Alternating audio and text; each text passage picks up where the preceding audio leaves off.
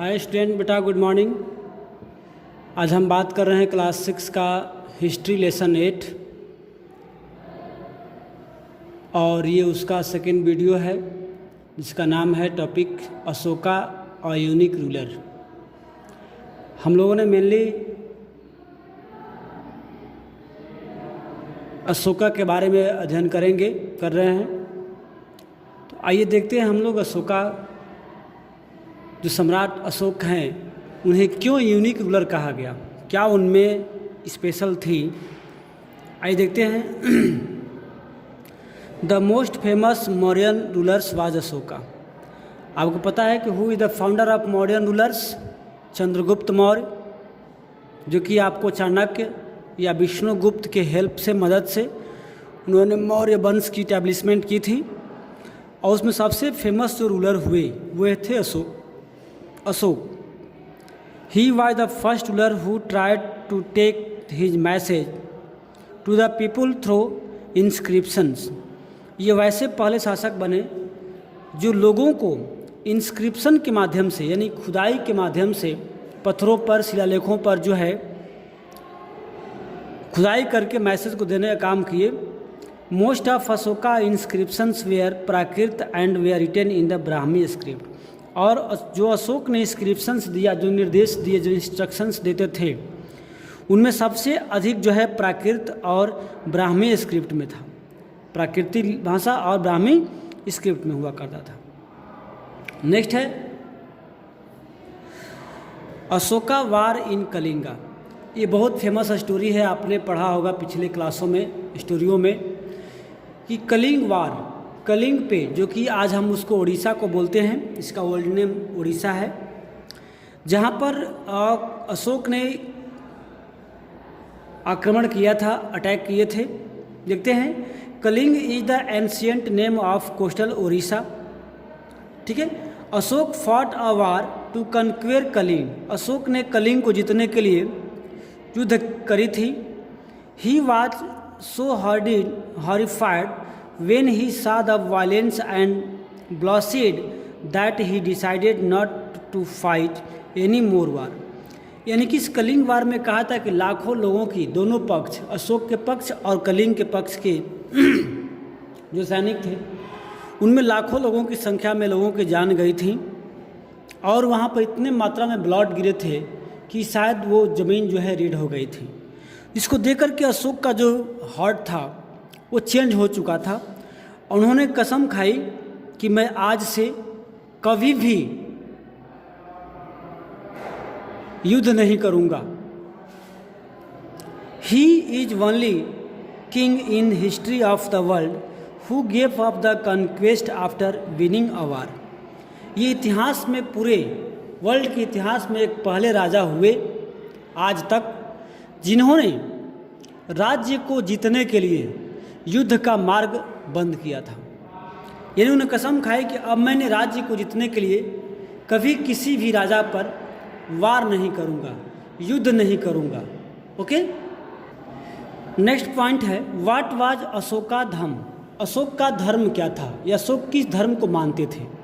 देखते हैं, अशोका धर्म did not involve worship of God और परफॉर्मेंस ऑफ ए सेक्रीफाइस।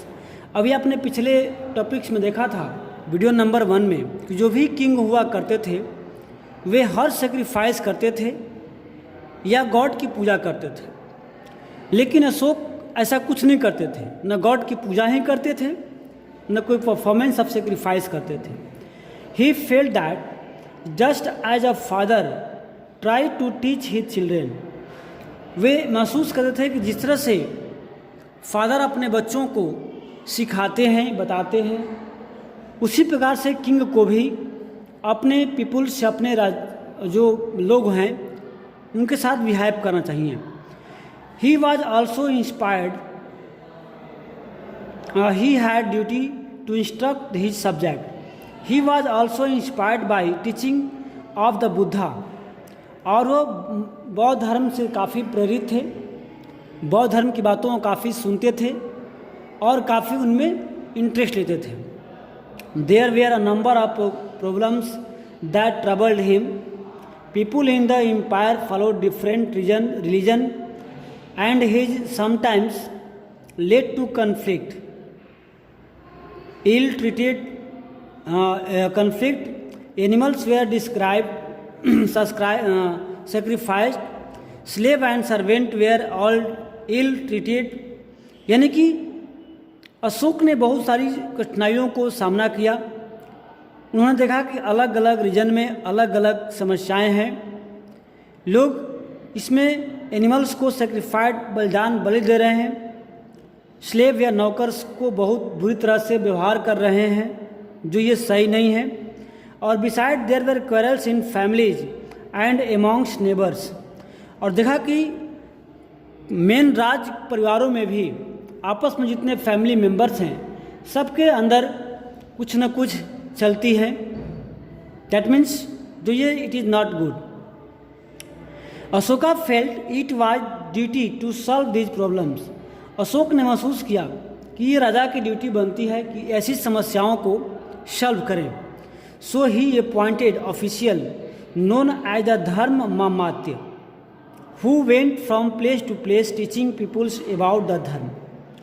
तब अशोक ने धर्म में फैले बाह्य आडंबर, धर्म में फैले पाखंडवाद, अंधविश्वास को शांत करने के लिए, समाप्त करने के लिए अशोक ने एक प्लेस बनाई, एक अफसर बहाल किए जिसका नाम था धम्म मामात्य। ठीक है, उनका काम था प्लेस टू जाकर के, जगह जगह जाकर के लोगों को वास्तविक धर्म के बारे में शिक्षा दें, उन्हें बताएं कि what is the real teaching, what the real means of Dhamma. Beside Ashoka got him his message inscribed on rock and pillars instructing his official to read his message to those who could not read it themselves. यहाँ तक अशोक ने खुद बड़े बड़े शिलालेखों पर धर्म की बातें खुदवाई और जगह जगह उसको लगाई। इसके साथ अफसर बहाल किए कि ये जो मैसेज है वैसे लोगों को पढ़ के सुनाई जाएं जो खुद से नहीं पढ़ सकते हैं। Ashoka also sent messenger to spread ideas about dharma to other land such as Syria, Egypt, Greece and Sri Lanka. यही नहीं, अशोका ने बौद्ध धर्म की बौद्ध टीचिंग को स्प्रेड करने के लिए अलग कंट्री में भी मैसेंजर्स सेंड किए, जैसे सीरिया, इजिप्ट, ग्रीस, यहाँ तक कि श्रीलंका में अपने पुत्र और पुत्री महेंद्र और संघमित्रा को भी इन्होंने बौद्ध धर्म के प्रचार प्रसार करने के लिए भेजा था। He built road, dogs well and built rest houses.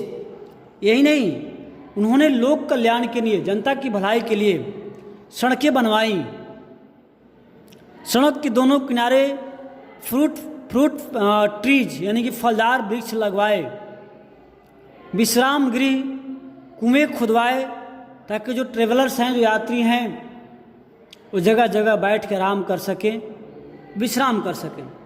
इसके बावजूद भी arrange the medical treatment of both humans being and animals.